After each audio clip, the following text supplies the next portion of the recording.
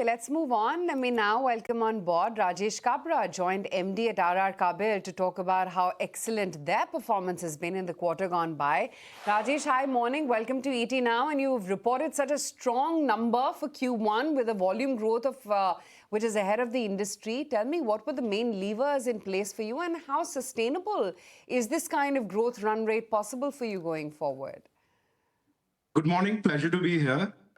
So the last quarter, the Q1 of this financial year, I think RR Kabel as a company delivered very strong execution.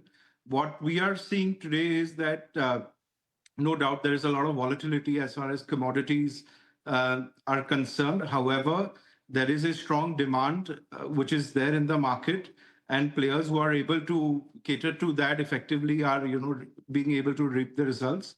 And that's where we have been strong in the last quarter.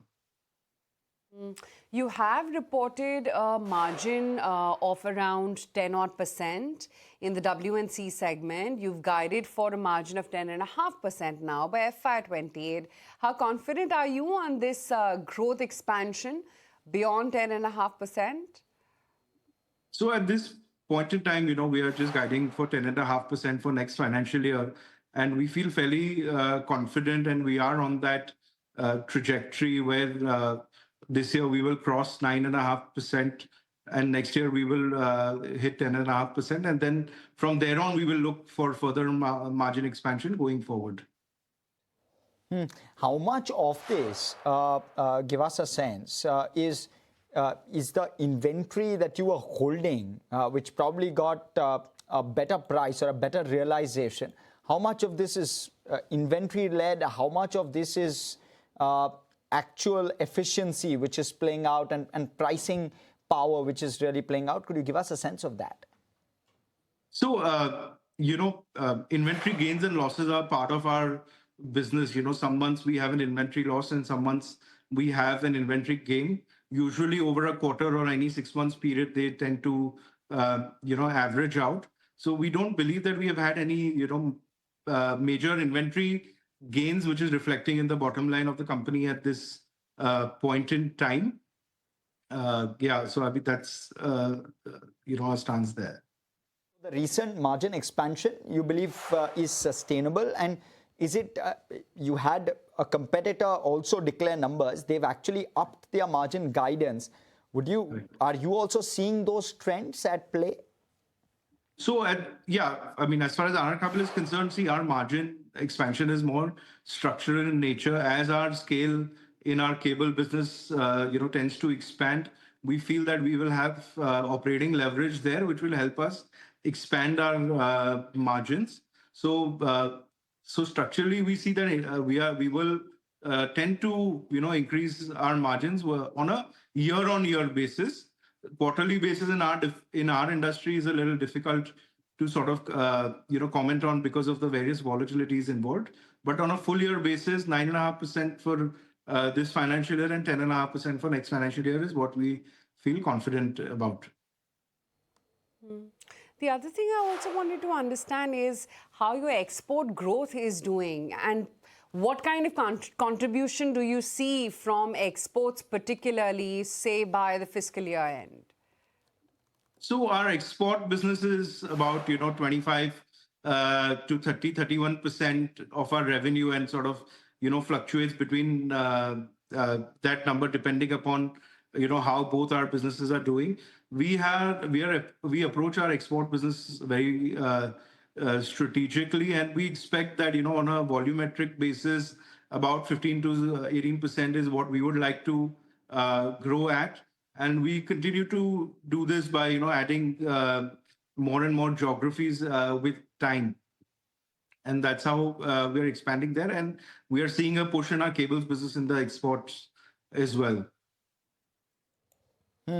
Okay. Also curious to know, volume growth, how is that holding up? And would you be tempted to hike your full year revenue guidance, just given the fact of how costs are moving and how you typically reprice based on the increase in copper price? So we have a pass-through mechanism of 15 odd days. And, given, especially if in the last 1 year, if one has learned anything, I think revenue guidance is something which is extremely challenging to give. That's why we try to give more of a volume guidance, and we feel for the wires and cables business, around 16 to 18% volumetric growth is something that we aspire to achieve. All right. Just quickly, also trying to understand with regard to Capex and fresh levers for growth on the volumes front. How are you placed? So on the Capex front, last year we'd announced a 1,200 crore Capex. This year will be a large chunk of that Capex where the money will be spent. We are looking to spend about 700 crores this year, and we are on track with respect to that. Hopefully, we will see announcement as and when the capacity additions come in, and and that will give us a good boost to the cables business, and then from there on we will see what we would like to do next as far as capacities are concerned. Current capacity utilization, if you can give us a sense. So current capacity utilization is about 85% on the cable side of the business, and around on the wire side it's about 70-75% utilization. Does that peak? So, sorry, I could not hear you. At what point does it peak, Rajesh? So so we continue to add capacities, right? So every quarter our slight bit of capacities continue to sort of add.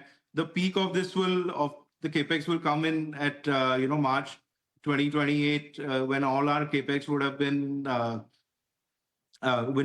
finished and in production. Okay, Rajesh, great chatting with you today, and thank you so much for your time. Thank you very much. Always a pleasure. Okay, that's RR Kabel, raring to go. Solid quarter is what they've delivered this time around. The two new listings as well. Let's just check in on those and how they are currently doing.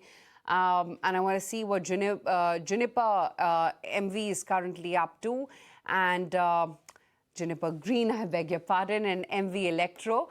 MV Electro, of course, has had quite a solid start and is listed at a premium of almost now counting down to 27% on its issue price. Juniper higher by 7.5% as we speak right now, and that's the D Street debut from both of these. But on that note, we'll take a very quick break, come right back, lots more lined up on the other side.